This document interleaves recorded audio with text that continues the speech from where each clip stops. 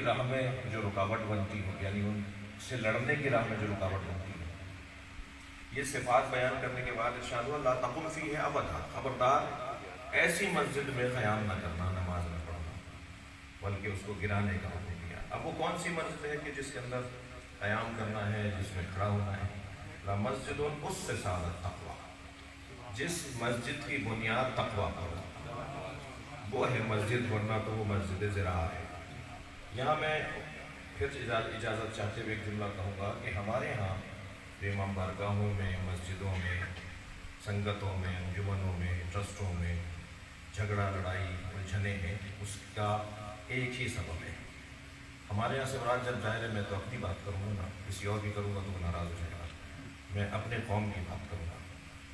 اگر ہمارے یہاں کہیں لڑائی جھگڑا اور فساد نظر آئے تو سمجھ لیں کہ بنیاد ہی تقویٰ پہ نہیں رکھی گئی ہے، بنیاد ہی اس پہ رکھی گئی ہے کہ وہ پنجابیوں کا امام بارگاہ ہے، وہ مہاجروں کا ہے، وہ بھٹیوں کا ہے، وہ جتوئیوں کا ہے، وہ سندھیوں کا ہے، وہ شیخوں کا ہے، وہ فوجوں کا ہے۔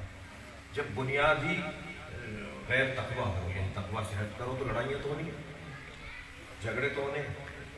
تو بنیاد مسجد اور امام بارگاہ کی، اور خاص طور پہ مسجد کی جو قرآن کی آیت ہے وہ یہ کہ تقویٰ کی بنیاد پر، بنیاد مسجد تقویٰ ہے، اور جب تقویٰ پر تو اب ہے کہ احق ان تقوم فیہ، اب اس میں حق بنتا ہے کہ اس میں قیام کیا جائے اور نماز پڑھی جائے۔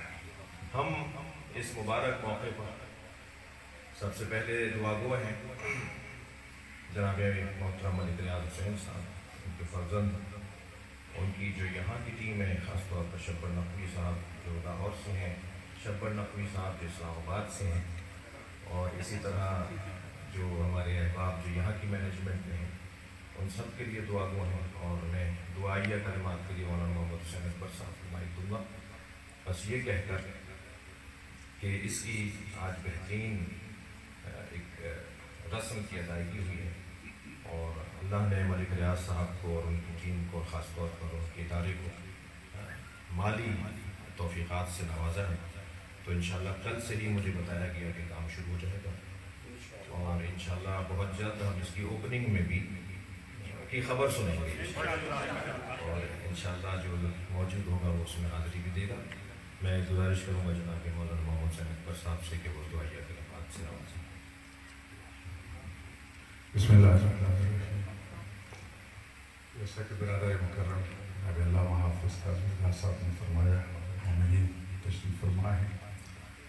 جب یہ پہلی ٹاؤن کی بنیاد رکھی جا رہی تھی تو اسی وقت یہاں کے مومنین نے ادا خانے کے لیے، عبادت خانے کے لیے کوشش شروع کی، اور ہم پہلے دن سے ہی ان کے ساتھ، صرف اس لیے کہ یہاں پر اللہ تعالیٰ کے حضور سجدہ ہو اور ائمہ معصومین علیہ الصلوۃ والسلام کی تعلیمات کا حقیقی معنوں میں پرچار اور اس پر عمل کا ایک ذریعہ جو ہے وہ حاصل ہو۔ الحمدللہ وہ خواب شرمندہ تعبیر ہوا، اور آج ہمیں خوشی ہے کہ الحمدللہ ہم اس منزل کی طرف بہت آگے بڑھ چکے ہیں۔ قرآن کریم میں اللہ تعالیٰ نے ارشاد فرمایا انما یعمر مساجد اللہ من آمن باللہ والیوم الآخر، مساجد کی آباد کاری وہی لوگ کرتے ہیں جو اللہ پر ایمان رکھتے ہوں اور روز آخرت پر ان کا ایمان ہو۔ تعمیر صرف بلڈنگ بنانے کا نام نہیں ہے، اصل تعمیر اس میں عبادت کرنا ہے۔ صرف بلڈنگیں بنا لینا بے شک اپنی جگہ پہ بہت اہمیت کا حامل ہے، جن سورہ توبہ کی آیات مجیدہ کی جناب نقوی صاحب نے تلاوت فرمائی۔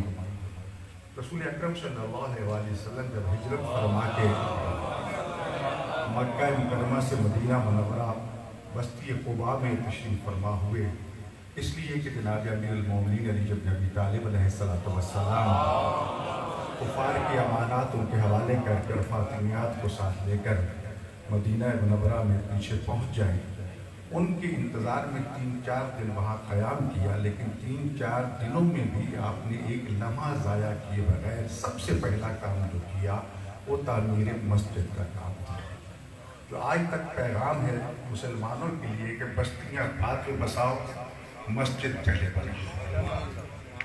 پہلے مسجد ہوگی، بعد میں آبادیاں تعمیر ہوتی رہیں گی. لیکن افسوس کہ ہمارے ہاں یہ معاملہ الٹ ہے. میں نے گورنمنٹ پنجاب کی جو مسجد کویٹی ہے اس میں کئی سالوں سے یہ بحث شروع ہے اور الحمدللہ کسی حد تک اس میں کامیابی بھی ہوئی کہ جب یہ نئے ٹاؤن بنے تو اس میں ہر مسلک کے لیے ایک مسجد کا پلاٹ پہلے دن ہی وقف کر دیا جائے تاکہ اس مسلک کے ماننے والے اسی ایریے میں اپنے گھر لیں تاکہ ان کو بعد میں مسجد کے حوالے سے پریشانی نہ ہو. کیونکہ جو قانون بنے ہوئے ہیں اس کے مطابق یہ ہے کہ یہ ایک بھی شکایت پڑوسی جو LOC دے تو اس سے مشکلات پیدا ہو جاتی ہیں. تو لہٰذا یہ قانون کسی حد تک الحمدللہ منظور تو ہوا لیکن عملاً ابھی شروع نہیں ہوا. خدا کرے وہ ہو جائے. تو یہ مسجد جو ہے بلڈنگیں بنتی رہتی ہیں. اصل ہے عبادت, اور عبادت ہے وہ صرف اور صرف اللہ کے لیے. اگر ایک شخص مکہ مکرمہ پہنچ جائے, خانہ کعبہ کی چوکھٹ پہ پیشانی رکھ کے اس نیت سے سجدہ کرے کہ میں کعبہ کو سجدہ کر رہا ہوں, وہ مشرک ہے, وہ نجیس ہے. کعبہ کی طرف سجدہ ہے, سجدہ اللہ کی ذات کو ہے. تو لہذا یہ مسجد اس لیے بنائی جاتی ہے تاکہ مومنین اکٹھے ہوں, اور یہ قسم کا رفاہی مرکز ہوتا ہے. ایک دوسرے کے دکھ درد میں انسان شریک ہوتا ہے, اور قرآن کریم کی ان آیات پہ بیک وقت عمل کرنے کا موقع ملتا ہے کہ متقی کون ہیں. یقیمون الصلاۃ ومما رزقناہم ينفقون, کہ وہ نماز قائم کرتے ہیں اور جو کچھ ہم نے ان کو عطا کیا ہے. عمومیت ہے, اس میں کوئی خاص چیز نہیں ہے, پیسہ ٹکا یہ چیز ہے, انہیں خدا میں خرچ کرتے ہیں. جب ہم یہاں مسجد میں اکٹھے ہوتے ہیں تو اقامہ صلاۃ بھی ہوتی ہے, اور اس کے ساتھ ساتھ ایک دوسرے کے دکھ درد تکلیف کا بھی پتہ چلتا ہے. کوئی مومن کسی تکلیف میں مبتلا ہو تو اس کی مدد بھی ہوتی ہے. مما ينفقون جو ہے وہ انفاق کا پہلو جو ہے وہ بھی یہاں پر آتا ہے. کوئی مریض ہے اس کا علاج کروا دیا, کوئی بے گھر ہے اس کو گھر لے کے دے دیا, کسی کے پاس تعلیم نہیں ہے, ہنر نہیں ہے. مما رزقناہم, خدا نے بالکل عام کر دیا کہ جو خدا نے آپ کو نعمتیں عطا فرمائی ہے ان کو راہ خدا میں خرچ کرنا اس صاحبان تقویٰ کا کام ہے. تو لہذا اس حوالے سے یہ مراکز ہیں, اور اس کی آباد کاری نماز کے ساتھ ہے.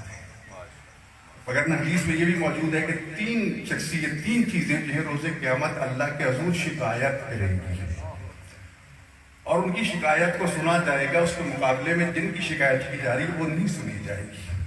سب سے پہلے مسجد ہے, جسے بنا تو دیا بہت خوبصورت کر کے, لیکن اس میں نماز پڑھنے والا کوئی نہیں. وہ مسجد شکایت کرے گی, میرا اللہ مجھے بنایا تو صحیح انہوں نے, لیکن کبھی کسی کو نماز کی توفیق نہیں ہوئی. خدا نہ کرے یہ مسجد کل ہمارے خلاف خدا کے حضور گواہی دے کہے کہ انہوں نے بنایا تو صحیح لیکن اس میں شریک نہیں ہوئے. دوسرا کلام اللہ قرآن کریم ہے, لے کے گھر میں رکھ دیا ہے, کبھی اس کو اٹھا کے دیکھنے کی زحمت گوارا نہیں کہ وہ قرآن کریم بھی شکایت کرے گا. اور تیسری شخصیت ہے عالم دین, جو تمہارے درمیان موجود ہو ہر مسئلہ بتانے کے لیے, تعلیم دینے کے لیے, قرآن حدیث سنت فقہ, لیکن اس سے کوئی مسئلہ پوچھنے والا ہی نہ ہو تو وہ عالم بھی شکایت کرے گا, میرے اللہ میں تو حاضر تھا لیکن کسی کو توفیق نہیں ہوئی کہ آ کے مجھ سے سیکھ لیں.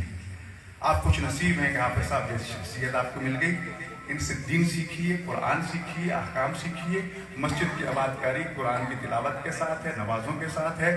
بلڈنگ بنتی رہے گی لیکن اصل آباد کاری نماز ہے, اور نماز جو ہے وہ صرف اور صرف اللہ کی رضا کے لیے. اور ظاہر ہے کہ مومن وہی ہوتا ہے کہ جس کے دل میں محمد و آل محمد علیہ السلام کی محبت اور ولایت ہو. خدا نے یہ نعمت عطا فرمائی ہے تو عامل الصالحات کا حکم جو ہے رقیم الصلاۃ کا حکم, جو اس پہ عمل کرنا ہم سب کی ذمہ داری ہے. اللہ تعالیٰ سے دعا ہے, اللہم بحق محمد وانت المحمود, وبحق علی وانت الاعلی, وبحق فاطمہ وانت فاطر السماوات والارض, وبحق الحسن وانت المحسن, وبحق الحسین وانت قدیم الاحسان. پروردگار بحق محمد و آل محمد, آج جس مسجد امام حسین علیہ السلام کے نام پہ موسوم سنگ بنیاد رکھا گیا, مالک کائنات اس کو صحیح معنوں میں ہمیں تعمیر کرنے کی توفیق عطا فرمائے. جن معنوں میں تو نے تعمیر مسجد کا حکم دیا قرآن میں, ان معنوں میں اس مسجد کو تعمیر کرنے کی توفیق عطا فرمائے. تمام حاضرین کی توفیقات خیر میں اضافہ فرمائے. جنہوں نے یہ تمام تر کاپشن کی ملک ریاض صاحب, ان کے بیٹے علی ریاض صاحب, اللہ تعالیٰ ان کو بلیات سے محفوظ فرمائے, ان کی توفیقات خیر میں اضافہ فرمائے, ان کی پریشانیوں کو مالک دور فرما. تمام